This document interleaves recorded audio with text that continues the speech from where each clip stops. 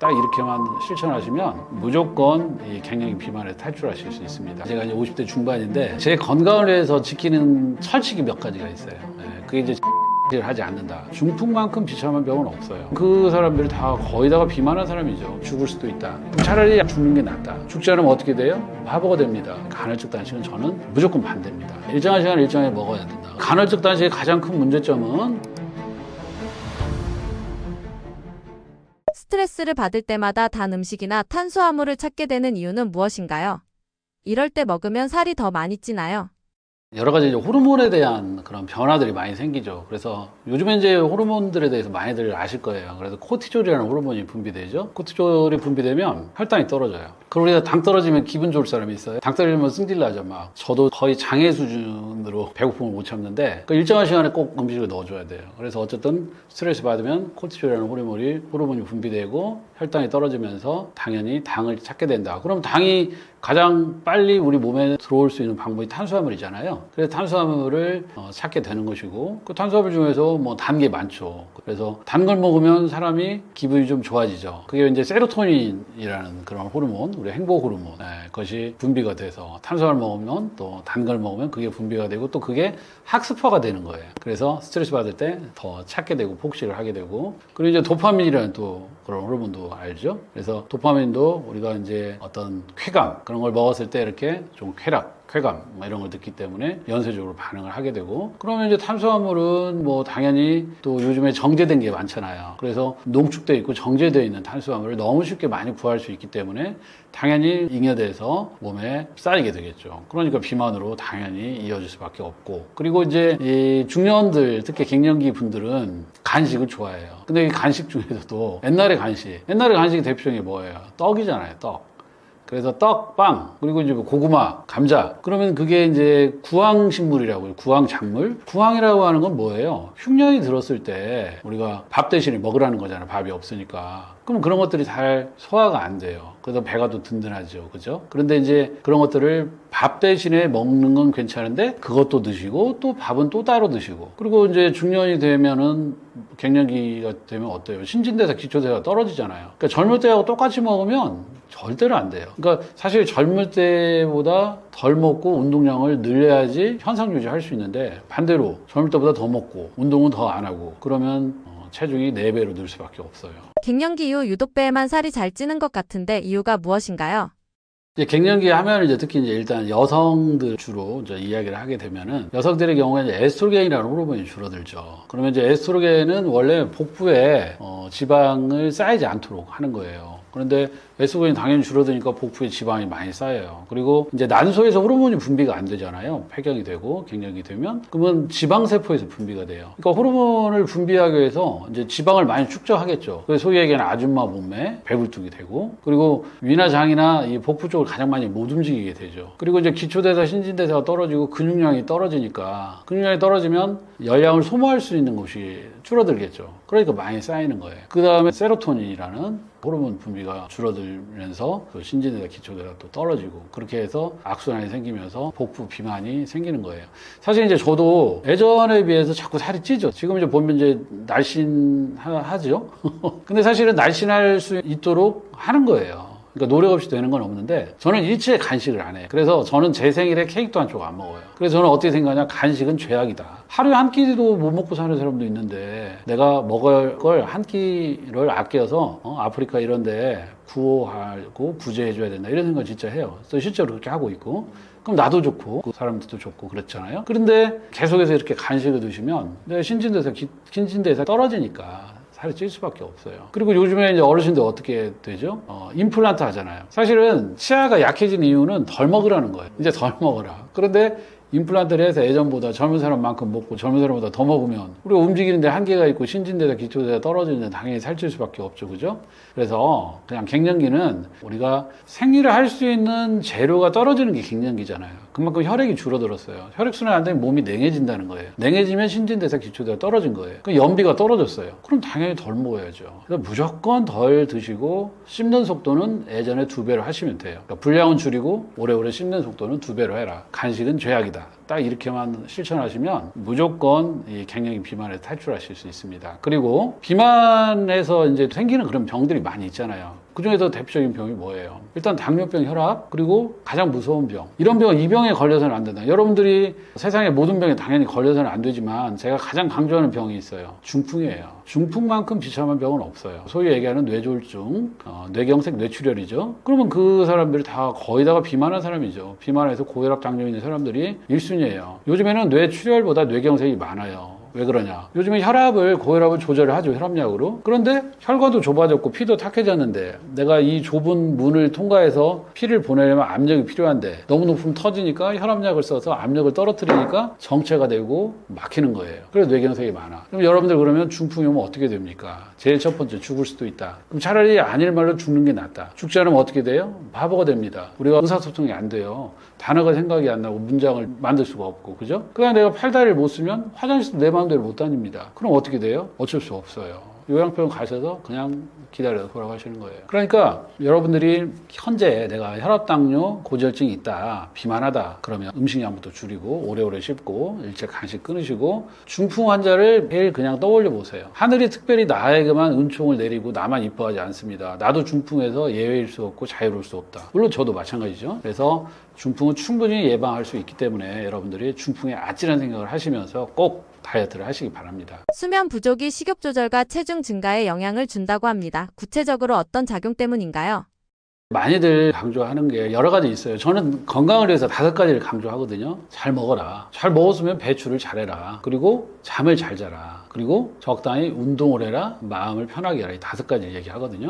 그럼 이 중에서 수면인데 그 수면은 어느 게 중요하냐? 수면은 무조건 12시간을 자고 7, 8시간을 자라. 저는 이렇게 이야기를 합니다. 근데 사람들이 잠을 자는 시간을 굉장히 아깝게 생각을 하거든요. 근데 잠을 자는 것도 굉장히 중요한 일이에요. 잠을 자면서 우리 몸이 재정비하고 휴식을 취하고 뇌도 쉬어야 될 거 아니에요. 그죠? 그래서 뇌에도 찌꺼기가 생길 거 아니에요. 하루 종일 돌아갔는데. 그러면 뇌에서 찌꺼기, 림프 이런 것들, 체액 이런 것들이 나쁘고 탁한 것들이 배출이 안 되면 뇌에 문제가 당연히 생기겠죠. 그래서 여러분들이 수면이 무너지면 모든 게 무너져요. 수면이 무너지면 식습관이 무너지고 식습관이 무너지면 다른 모든 문제가 파생돼서 생기는 거예요. 리듬이 깨지니까. 그래서 여러분들이 다이어트도 마찬가지예요. 자, 일단은 잠을 못 자면 사람들이 이 그렐린이라는 호르몬 그렐린이라는 식욕을 촉진하는 거죠. 막 식욕이 생기도록. 그래서 잠을 실제 연구에서 잠을 하루에 4시간, 5시간 자면 이 그렐린이라는 식욕을 촉진하는 호르몬이 15% 증가하고 이 식욕을 억제하는 렙틴이라는 호르몬이 15%가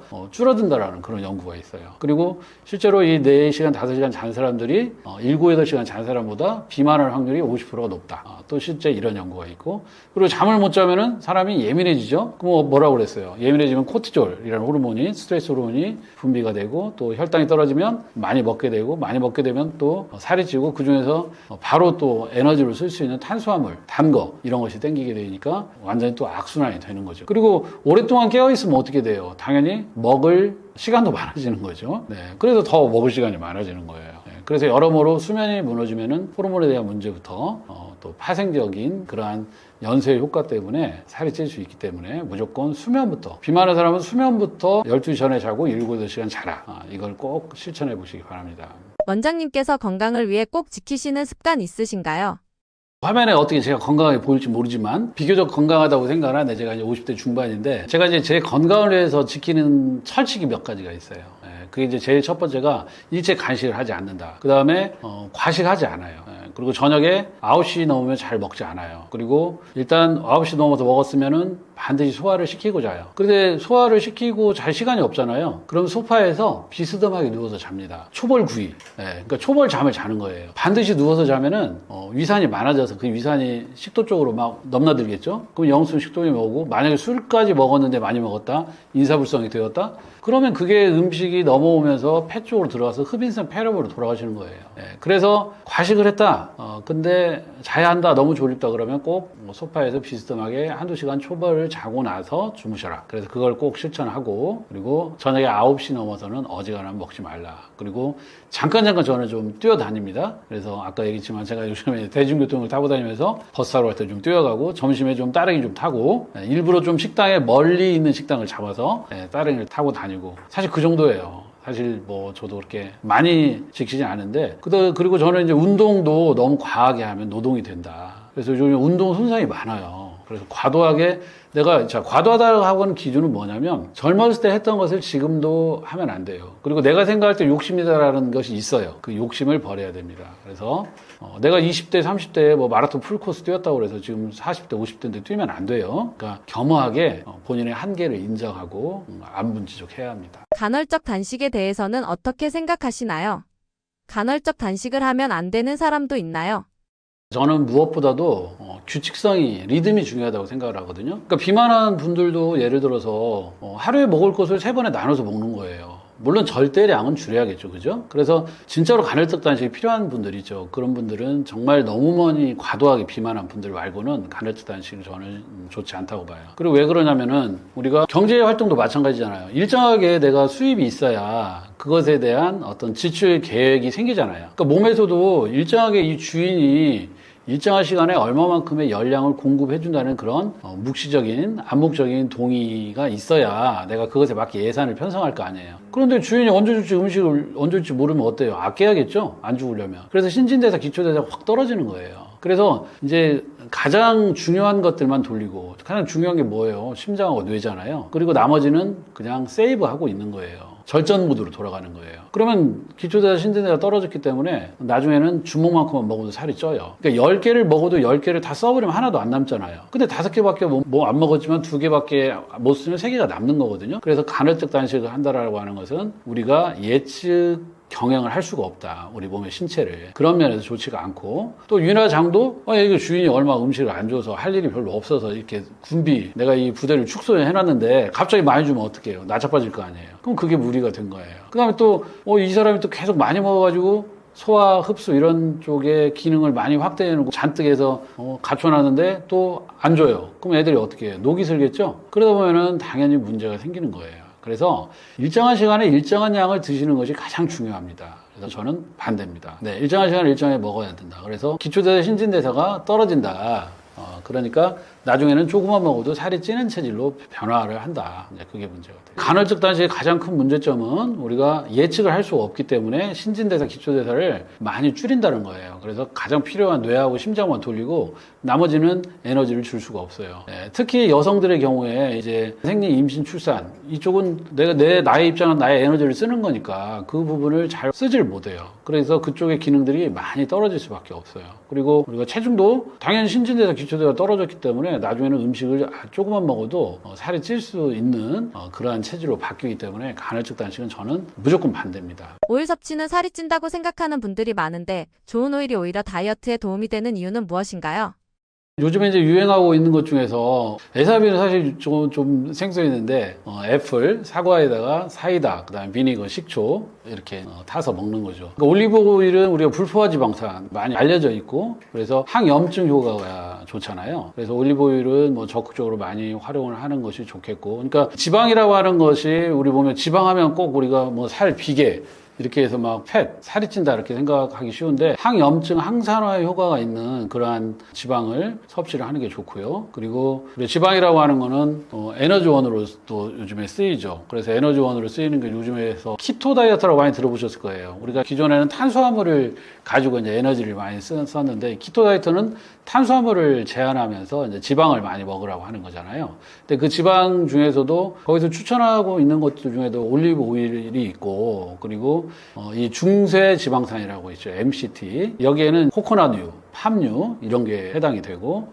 그다음에 들기름, 오메가3가 많이 들어있는 그런 기름 중에 들기름 이런 거, 그다음에 이런 걸 많이 드시라고 합니다. 그래서 이런 것들은 우리 몸에 이제 신진대사나 항염증에 좋고 그다음에 신맛들은 뭐냐면 우리가 한의학적으로 뭐냐면 간에 좋다고 이야기를 해요. 그래서 간이라고 하는 건 우리 몸에서 면역의 어떻게 보면 제1선이에요. 이 고기 육자에다 방패간자를 쓰는 거거든요. 그래서 우리 몸에서 해독을 하고 면역을 시키는데 제1선이라고 생각하면 됩니다. 그래서 산뜻한 거 이런 산미를 적당히 마시면 피로도 줄고 또 염증 수치도 떨어지고 면역에도 좋기 때문에 그런 것들을 좀 잘 활용하시면 좋을 것 같습니다. 그리고 이런 것을 만약에 다이어트 용도로 쓴다고 한다면은 식전에 이런 것을 좀 드시고 나서 본격적인 식사를 하면 오히려 도움이 되고, 특히 이제 에사비나 그 레몬수 같은 경우는 물이잖아요. 물 말하자면. 그러니까 물을 그만큼 드시면 전체 음식을 먹을 수 있는 용량도 줄어들 거 아니에요. 그래서 그런 용도로도 사용을 하는 것이 좋습니다. 그래서 그렇게 활용을 해보면 좋을 것 같아요. 중년 이후 건강하게 살을 빼기 위한 가장 확실한 방법은 무엇일까요?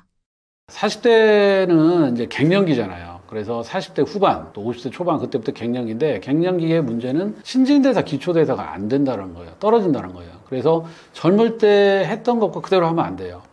자, 젊을 때 내가 짜장면 곱빼기를 먹었다. 이 나이에 곱빼기 아마 못 드실 거요. 드시고 있다면 문제예요. 아마도 그분은 비만에 매우 높겠죠. 그래서 무조건 음식을 줄이자는 거. 식사량을 줄이고 오래오래 씹어 먹고, 그리고 간헐적 운동을 이제 간헐적 단식이 아니라 간헐적 운동을 이제 시작을 해야 됩니다. 그래서 잠깐 사이에 틈새 시간에 10초, 20초, 10m, 20m 뛰어다니는 습관을 갖고, 여러분들 전력 질주 해본 기억이 있어요? 뭐 어디 체육대회나 가야 할 텐데 그것도 거의 해본 적이 없을 거예요. 학창시절 말고. 그래서 한 번씩 전력 질주를 하자. 그러면 그렇게 뛰는 습관들이 생기면서 일상에서 에너지를 많이 활용하고 신진대사, 기초대사를 늘리는 방향으로 이렇게 갈 거예요. 그리고 갱년기에 우리가 간식, 떡, 빵, 밀가루, 고구마 이런 것들 꼭 좀 피하시고, 그걸 만약에 드셨다면 식사를 하지 말아야 됩니다. 그리고 저녁에 9시 넘어서는 절대 음식을 드시지 마시고, 9시 넘었다 그러면은 그냥 물을 드세요. 아니면 정말로 요즘 유행하는 에사비, 애플 사이다, 비니그 식초, 아니면 레몬수 드시고 정신 차리고 자야 합니다. 그렇게 하는 수밖에 없습니다. 식욕을 참는 것만이 다이어트의 유일한 해답이라고 보시나요?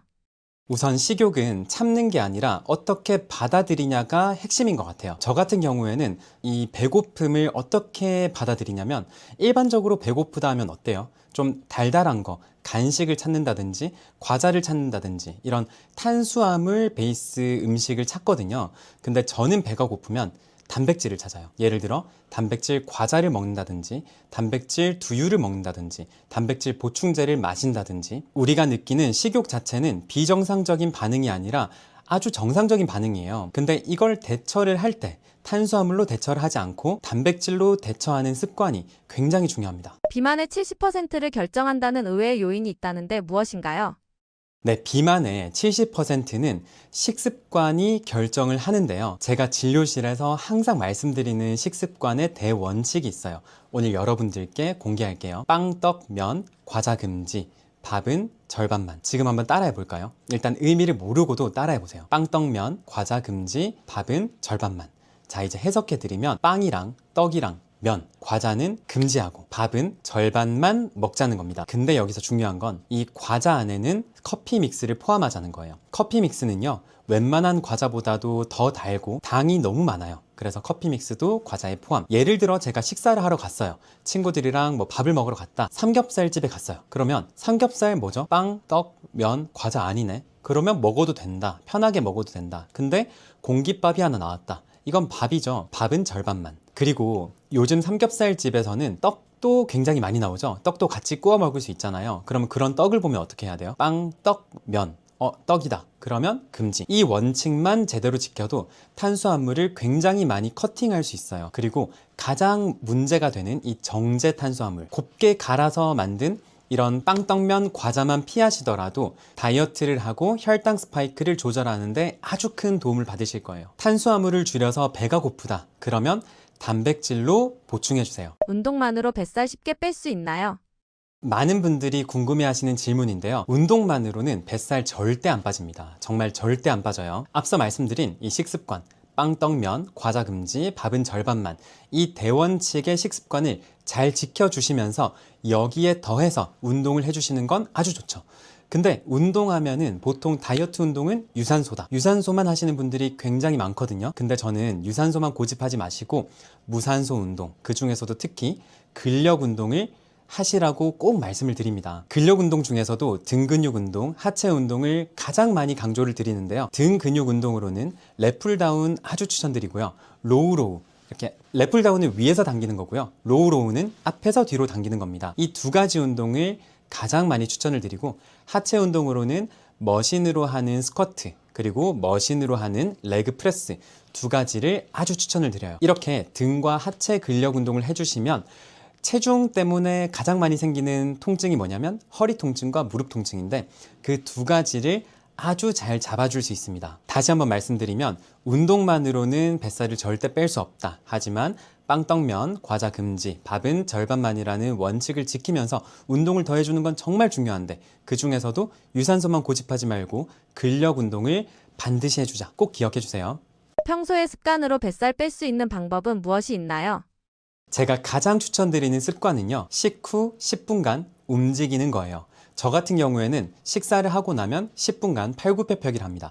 팔굽혀펴기를 그냥 진료실에서 막 쉬지 않고 100개를 막 하는 게 아니라 10분 동안 그냥 한 세트에 한 20개 하고 좀 쉬었다가 또 20개 하고 쉬었다가 이렇게 10분을 하는데, 10분 동안 팔굽혀펴기를 하면 100개 넘게 할 수 있거든요. 이렇게 간단하게 10분 운동을 하고 나면 우리 몸의 대사가 굉장히 활발해지고 몸이 뜨끈뜨끈해지고 대사 활발해지는 게 온몸으로 느껴져요. 근데 이걸 모든 사람한테 추천을 할 수는 없어요. 위장이 약하신 분들이 있거든요. 그런 분들은 식사 후에 이렇게 격렬한 팔굽혀펴기를 하거나 막 턱걸이를 하거나 이러면 속이 안 좋아질 수 있어요. 그런 분들의 경우에는 간단하게 식사 후 10분간 설거지를 하셔도 좋고, 좀 집안에서 걸어 다녀도 좋겠죠. 적어도 10분 동안은 움직이시라는 거예요. 10분 동안 무엇을 하든 본인의 위장 상태에 맞춰서 열심히 움직이는 거, 이게 진짜 다이어트 핵심 꿀팁입니다. 이 단순한 습관이 뱃살을 빼는데 정말 중요한 꿀팁이에요. 몸에 좋다고 알고 있지만 의외로 다이어트에 치명적인 음식은 무엇이 있나요? 네, 이거 말씀드리면 깜짝 놀라시는 분들이 있는데요. 다이어트에 좋을 것 같지만 정말 안 좋은 음식, 제가 꼽는 단연코 1위는 비빔밥이에요.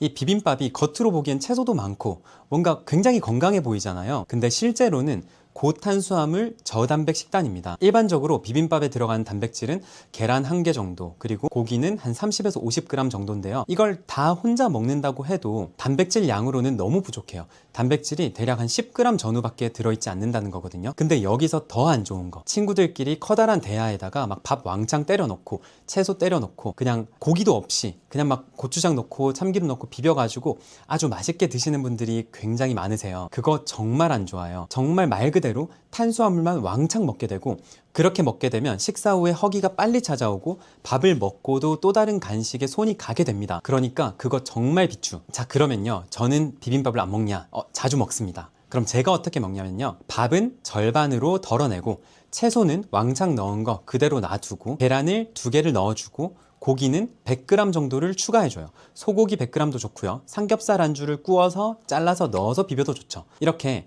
단백질의 양은 높이고 탄수화물의 양은 확 줄여버리는 게 훨씬 더 건강한 비빔밥 먹는 습관입니다. 제가 말씀드린 대로 비빔밥을 드셔보잖아요. 그럼 포만감은 훨씬 올라가고 혈당 스파이크는 훨씬 줄어들고 식사하고 나면은 든든한 느낌이 정말 오랫동안 지속될 거예요. 꼭 그렇게 한번 드셔보세요. 저는 통증학과 전문의 닥터호우입니다. 저는 15년 전에 20kg를 감량하고 현재까지 요요 없이 유지 중이고요. 통증학과 전문의이자 비만 전문 인정입니다. 여러분, 이 다이어트, 뱃살을 빼는 게 복잡하게 생각하면 무조건 실패해요. 다이어트는 이 지식이 아니라 지속이거든요. 그래서 단순한 원칙이어도 내가 따라할 수 있는 원칙, 대표적으로 제가 강조드리는 거, 빵떡면, 과자 금지, 밥은 절반만, 요것만 지키면서 오랫동안 지속해보세요. 그러면 정말 안 빠질 것 같은 뱃살도 제가 진료실에서 이런 상담으로 아주 많이 빼봤으니까 믿고 따라와 보세요. 그리고요, 더 많은 다이어트 꿀팁이 궁금하시면 닥터호우 채널도 꼭 구독해주세요.